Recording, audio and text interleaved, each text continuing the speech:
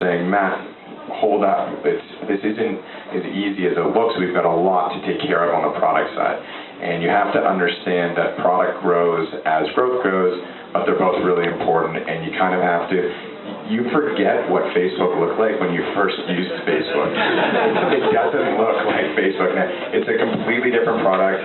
Facebook used to crash all the time. It used to send messages, they never used to land. Now they have 1 million people working for them, and things work very well. But at first, it takes a lot of time to get your product up and running. Do you want to share some of the feedback you get from a user and how you feel about it and how you do it? Sure. So one thing I'll say is our biggest philosophy at Tilt is speed times accuracy equals execution. That's like our #1 thing. So if we send an email out and someone did something either poorly or not quick enough and we missed out on something, all you have to write in the email response to it is speed times accuracy equals execution. So there's the speed part, getting things done quickly. It doesn't need to be perfect, but it can't be slow. And then there's the accuracy, which is you got to spend time making sure that you're putting something out attached to the Tilt name and it needs to be properly done. And that leads to execution. But where in there are you willing to drop off speed, and where in there are you willing to drop off execution or accuracy?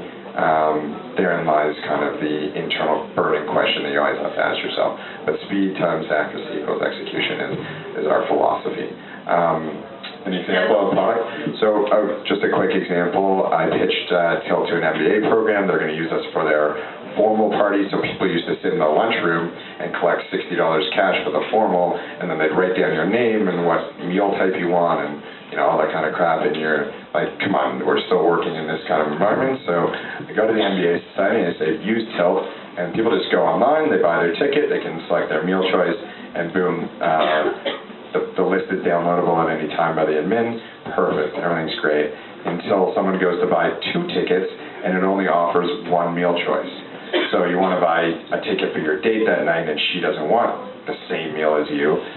What do you do? So we get that email back from the user, and I go, I'm just livid. I run to our product team. How could you not think about this? You're now selling 2 tickets instead of 1 ticket. Obviously, they might have different meal choice preferences. And they're like, you're absolutely right, but this is going to take some time to build out. Well, I don't have time to build this out. I just, we're going to put $30,000 worth of tickets down. What do you do? So, you have to manage the expectations of the people using the platform. You have to approach your product team gently and say, hey, this is feedback that we received. We need to fix this. Take your time, but we need to get this done properly. And those things happen all the time because it's not possible to foresee every single use case of your product. So that's just one example of something kind of I ran into. Customers forgiven? Are your user forgiven, or? Customers forgive. It's actually amazing how much customers forgive. If your product is beneficial to them,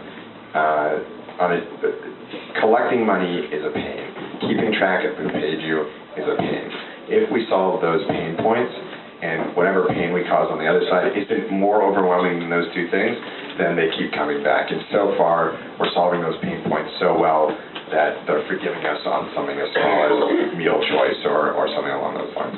Is that your experience as well? Yeah, we have the benefit. We have a great user engagement. Like we get calls and emails, and our clients, whether they be our direct clients or even a homeowner, a buyer, or a seller, they feel compelled to let us know what they think of it. And our stuff. Probably my favorite story is last summer, a friend of mine invited me out for a round of golf, and he said a friend of mine really wants to meet you, and he was one of the founders of Desire to Learn, and I don't know if you're familiar with Desire to Learn, but they're a very successful startup that's grown out of the Kitchener environment, fastest growing company in Canada right now, I think, and he knew me as the iGuy guy. So I show up for golf, and we're talking, and he kept calling me iGuy guy. And he said, my wife and I, we really enjoy going through all your iGuide properties, and we just sit on the couch. He said, dude, you're house porn. We just sit there, and every night we're just going through checking out new houses. He said, but you really could make it a lot easier for us to find them. And I said, well, how are you finding the houses that you're going through? And he said, well, I'm hacking into your servers, and I'm finding neighborhoods, I'm just grabbing a pocket at a time. And he said, it would be great if you made it easier. So we went back and said, so what do we do? So we created a map functionality. So users, and he wasn't the only one telling us that buyers were really, like people shopping for houses, were spending a ton of time.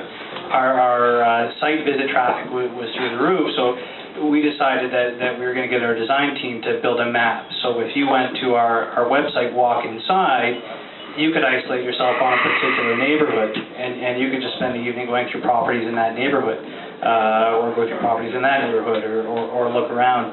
And that had some significant impacts in our business and our user base, and just propelled us forward. And that's one of the many cases where our users, whether it be our direct paying clients or their clients, our users, are really giving us feedback that are helping us improve our service and our product.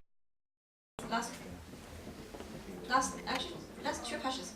First one is, do you raise funds before your product's out, or what, or do you just bootstrap, do your sweat equity, and then you look for funds? And when you look for funds, about how advanced you have to start looking into the investment community? We were concerned, we wanted to maintain an equity position. And yeah, you can go out and raise money, you can raise any amount of money. I was at a convention down in New York City where there are startups raising $7 million on an idea, but they're giving 90% of their company up in order to do that. There are guys out there that will make those kind of bets on a product, and if it fails, they walk away. But if you're legitimately interested in building a company and having ownership and having a say in it, then the answer is you're going to want to bootstrap it as long as you can. Your investors will certainly appreciate a lot of blood and sweat in the investment. They want to see that you hurt too, and that'll go a long way.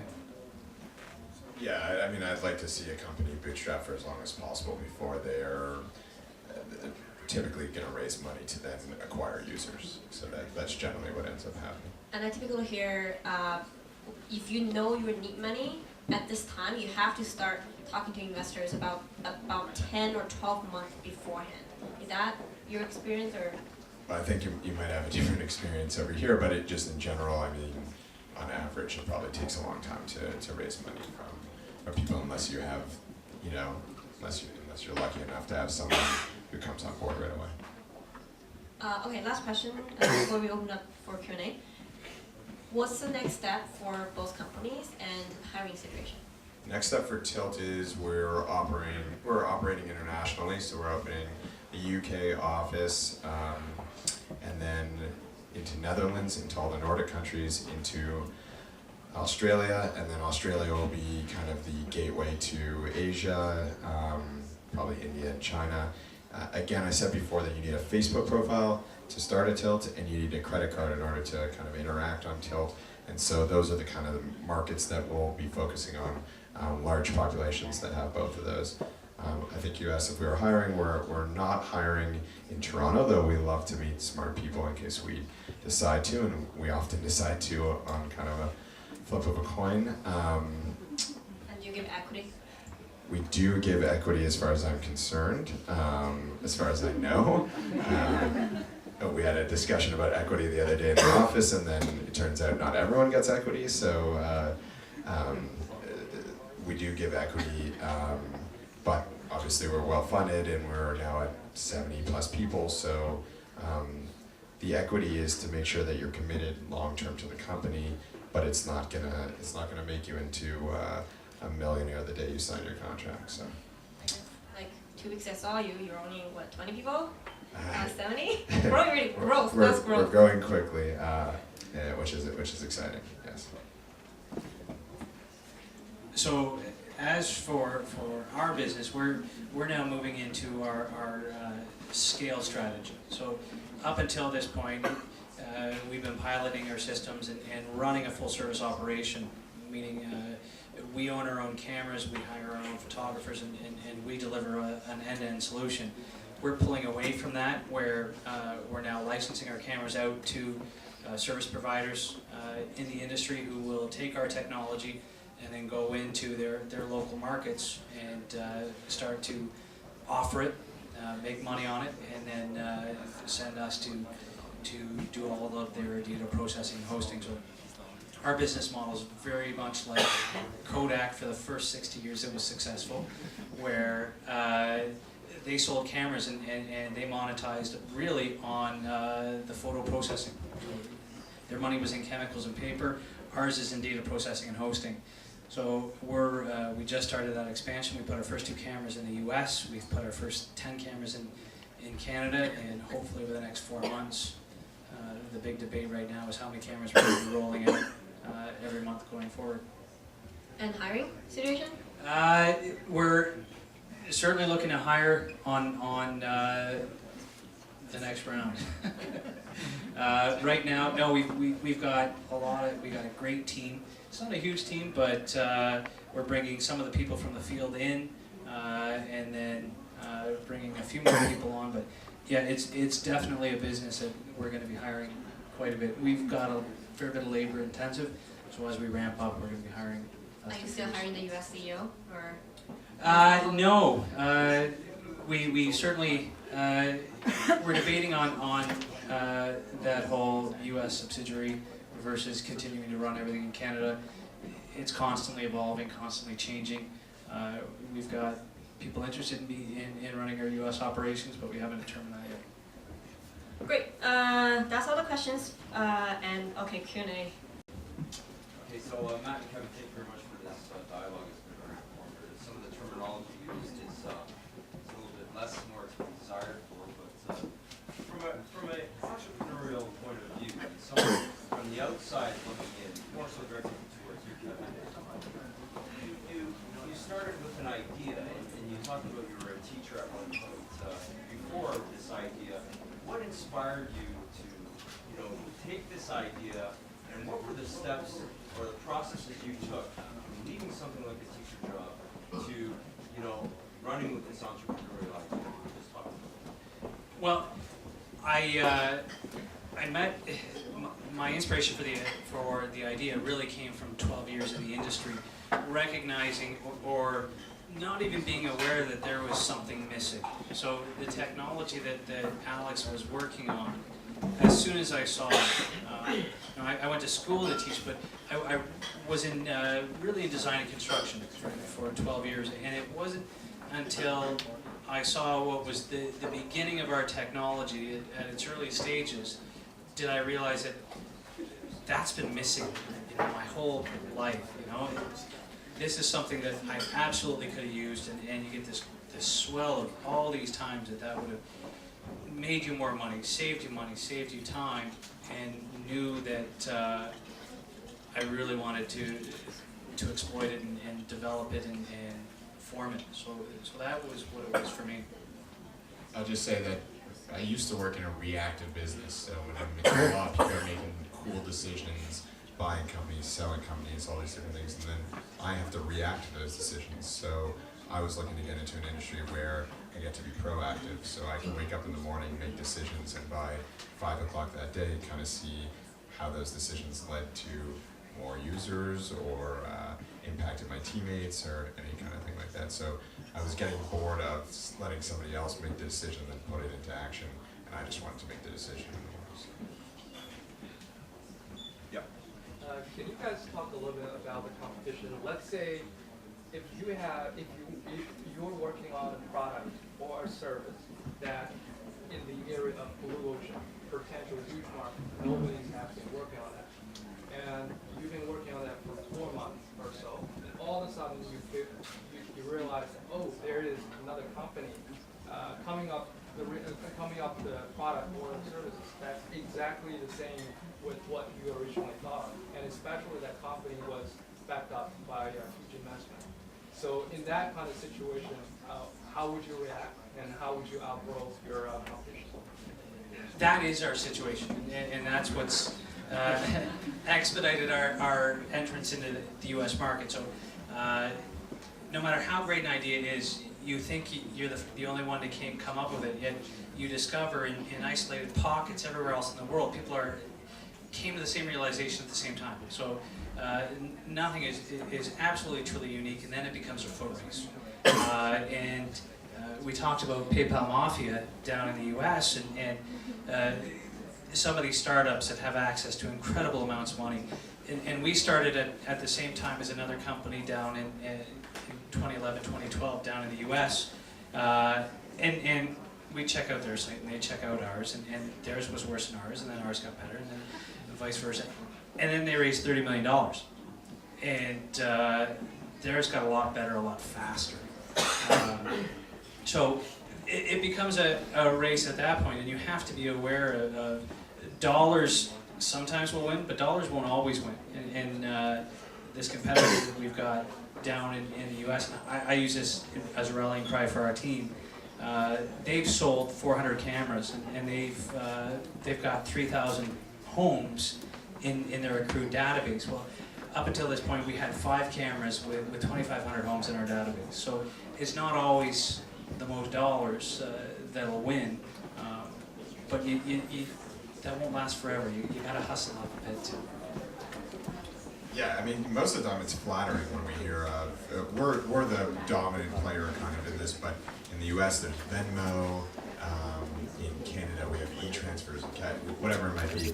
But normally when we hear of someone like Facebook or Snapchat wanting to send money over Facebook Messenger or Snapcash, where you can send people money over there, we're flattered in the sense that they understand that there's a market for what we're trying to do. We just put our heads down and continue to grow as much as possible with the value prop that we've built, and hope that our customers continue to use us as much as possible.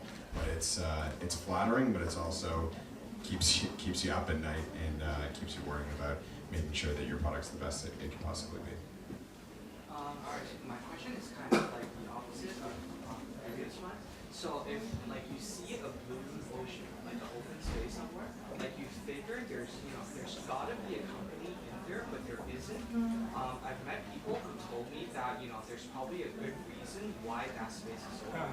Then they started the company while then they started the company in that blue ocean while you thought about their company. No, I'm just kidding. So I was asking do you think if a blue ocean means there's a good reason for it to be there, or it's just an unexplored area?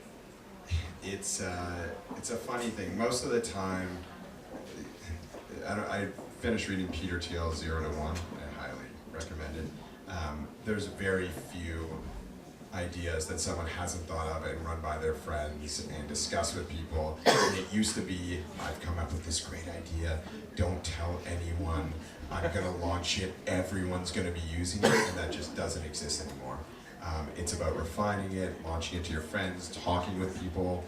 So if you have this brilliant idea, you gotta trust that other people aren't gonna go forward with it when you tell it to them, and refine it and refine the idea. And if everyone you talk to is saying, yes, yes, yes, this would make my life a lot easier, then I think you have an idea. And if everyone's like, I don't know, if I would ever use that, or you'll never come up with an idea that nobody's ever thought of, launch it tomorrow to like the most fanfare, and thank God, you thought of it before someone else. Most of the time, anything you've thought of, somebody else has thought of to a certain extent and tried it or not tried it. I don't mean to sound negative, but that's generally the idea, is to test it amongst your friends, make sure that people you think are going to use it find it interesting, and then go from there. Yeah, and for us, it really was a lot of research. So you research the space, you research the market, you research the possibility that's there, and then you start running some plans and things against that. You come up with some assumptions and some guesses, and then you go and you test it. So, and that's really what beta is you go and see if it's viable. If I've been told if one person will buy it, then there's a market for it. So you found one. Now, how far apart are they, and how frequently will they buy it? But if you could find one client, one person willing to part with their dollars for something, there's a market. How big it is up to you, but that's how you know if that blue ocean's got money in it. So I got a question about actually venture capitalists. So you both have worked with guess, a few firms. And, you know, I noticed on Tilt's kind of investor roster, there's some like top names like SB Angel and Richard Horowitz. So what's your experience been like working with them? Because a lot of VCs say, you know, we don't just give you money, like we give you so much more value to that. Has that been true, like based on your experience? Like, It's tough because I'm in Toronto and most of those investors are in San Fran, and typically, I mean, we have a CEO in San Fran, and his boss is the Andreessen Horowitzes and SB Angels and Sean Parkers of the world, and he's my boss, and I worry about how he sees me, and he worries about how they deal with him, and I don't get that much interaction with them, but they have investments everywhere, and that's part of dealing with, it's less of a partnership, because if you get one person who's put a large stake in your company, and that's a large percentage of what they've invested outside of their own endeavors, then you get a real partner. But when you've got, you know, an Andreessen Horowitz or those kinds of, they're putting money everywhere, and they care to help you, and they'll send board members to your lunches, and they'll chat with you, and they'll help you with new fundraisings, and they'll help you along the way. But that's more for a CEO to worry about on a day-to-day basis, and he worries quite a lot because he's borrowed quite a lot of money from people that are looking for quite a large return, and I just worry about working for him, and he worries about working for the VCs. If you want a VC to be engaged and interested, don't go for the celebrities, don't go for the stars. You'll be amazed by them, you'll be flattered by the opportunity to meet with them, and when the rubber hits the road, here's my neighbor's son-in-law's friend who's going to be running all this investment on my behalf. So you want to be cautious of that. You want people that legitimately will get involved, and if they want to engage, that's great, but make sure it's them. And they're the ones that were successful, not their neighbor's friend, not any of this other stuff. So look at everything on face value. The only thing I'll say to that is that there's guys in Toronto that are become like, you know, the angels of the angels, like Dan DeBow. It's like Dan DeBow invested in my company. Everyone wants to give you $15,000 in your company. So sometimes it's worth getting someone like that to give you some money, and even though they're not going to play a role in your company, at least it gives you credibility with other people, and hopefully that helps you raise some money. But generally I agree, it's just that we were lucky to be funded in San Fran, and I'm just worried about growing in Canada. Yep. I have a question about finding talents for your, you know, when you get bigger. So whether or not you're growing from like 2 people to 5 people to 10 or 20 to 70 people, I imagine for a startup there's certain types of qualities you're looking for in the staff you hire, and where do you go and find that kind of people? It's an amazing question. It's probably my favorite thing to talk about. It's where do you find the best talent possible? Would that be a good summation of the question? I interviewed 14 times with Tilt before they offered me a job. 14. And we just passed on someone who interviewed 15 times with Tilt until they got to our CEO, and he said, we're not interested. So we are extremely, extremely concerned about hiring. It's probably our #1 focus. It matters because I work in an office with 8 people in Toronto, but at one point we were 3 and 4 and 5, and we really interact with each other all day long. And when you put one more person into the mix, it's not like it's Bob down the hall and I don't have to talk to Bob all day. It's Matt or Cindy who's sitting with their back to me, and we discuss every living and breathing issue with the company. So we have to get along personally, we have to get along professionally, and I have to make sure that they're committed to the Tilt cause. And all those things are very difficult to find, but they're the most important thing we search for. Well, I don't hire the technology team. That's my partner.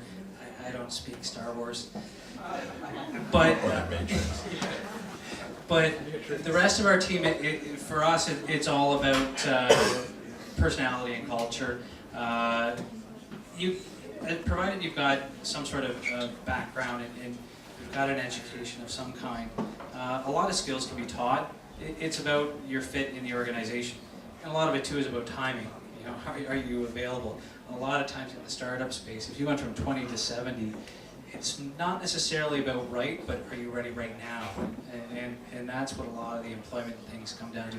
And getting in the ecosystem. I know in Kitchener-Waterloo, in Communitech, and in that whole environment, there's a lot of people that will volunteer and hang around, and you just get names of people that are waiting for that opportunity to join a startup. And provided that culturally they mesh, you take them. Two more questions and we're good. Thank you again for your comments. Coming to where you are now, looking back, we stand in point where you say, boy oh boy, there could have been a fatal flaw in the ship list right off the bat. What would be the one thing that would actually stop you, derail you right off the bat? American VCs. That was certainly one. I don't know. I don't think. Fortunately, we bypassed them. So there's been some close calls where you can look back and say that could have been a bad decision, knowing what we know now. The scary part is in this startup world, everything's kind of a guess. It's as educated a guess as you can get. But you've got as good a chance of being wrong as you were right. If we tried to grow in Canada the way we focused on growth in the US, we would have fallen on our face. It wouldn't have worked out. You need to approach each country in a different form. And so we would have spent a ton of money and it wouldn't have gone nearly as well as sorry. Like Target is a perfect example.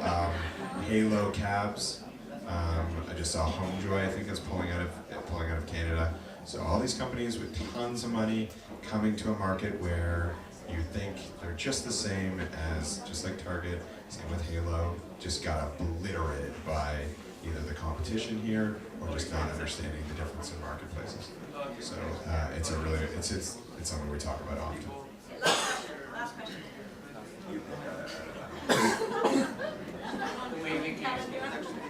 So I have two questions. Since I'm the last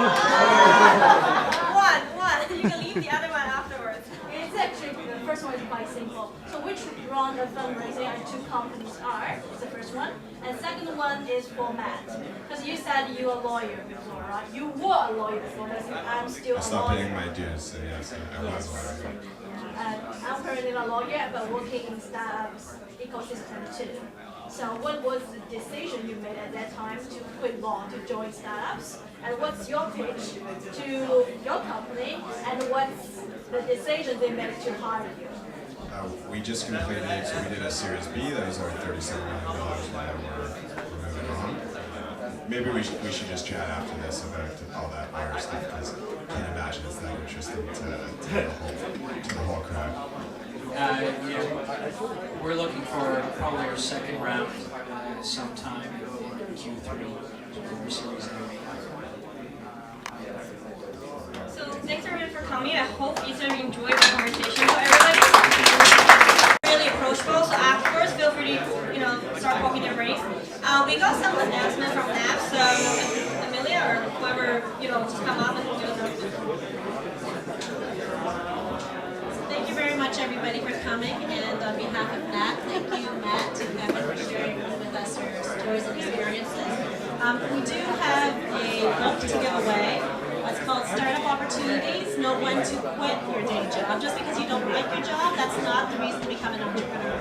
So we did do a raffle tickets when you came in, but hoping everyone paid attention, because when Matt was speaking up here, he talked about a fundamental equation that they use to operate at Tilt. So who can tell me what that is?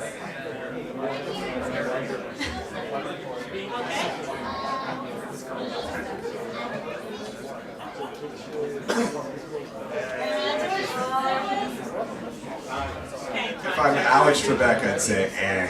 Okay, Matt? There you go. Sorry. Good try. Before you disband, Amelia has a quick announcement, so just 30 more seconds of your time, please. Yeah, since I like to ask two questions, so the 30 seconds could be 60 seconds. So thank you, Kevin and Matt, for night.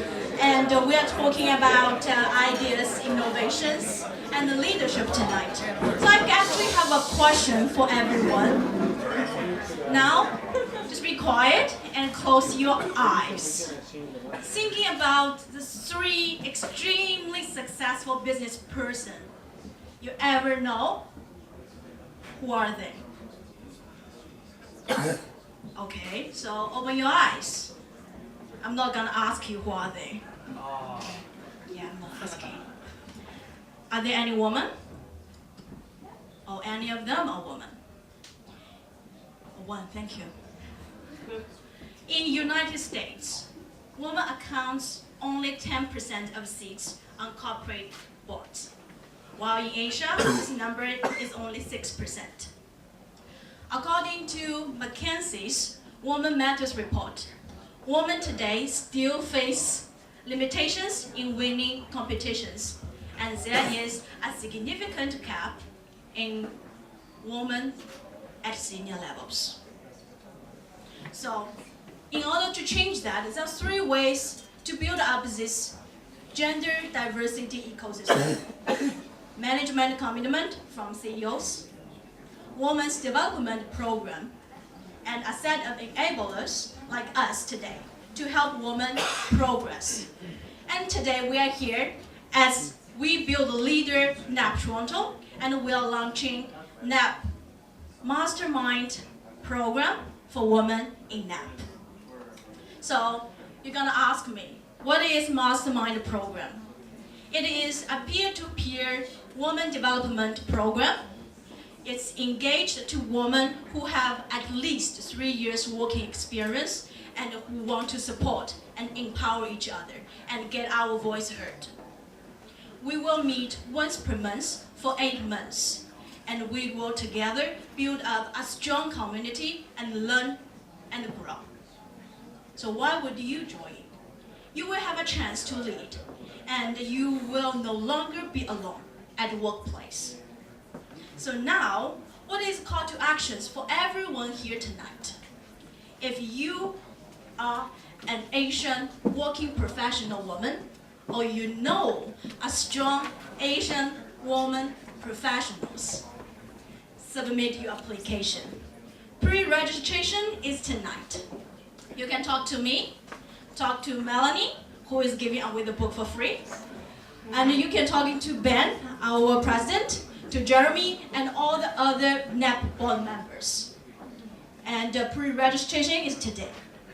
So like the sign-up sheet is there.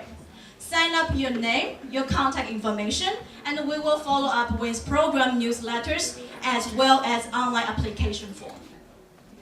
If you know anyone who could benefit from this program, because, sorry, I'm a man, so what can you do? You can spread the news and check our NAP Toronto's website for more details. Last but not least, come back on April 16th. It's NAP Toronto's Audi night, and it's also our Mastermind program's official launch party, and I will see you all there. Anyone has questions? Yes? Although I'm obviously not Asian, I just want to thank you for giving women everyone the opportunity to empower themselves and be part of that corporate ladder living for their own entrepreneurship. Thank you. Thank you. If anyone has any questions, just reach to me and I will be happy to answer all the questions. And thank you, Kevin and Matt, for listening.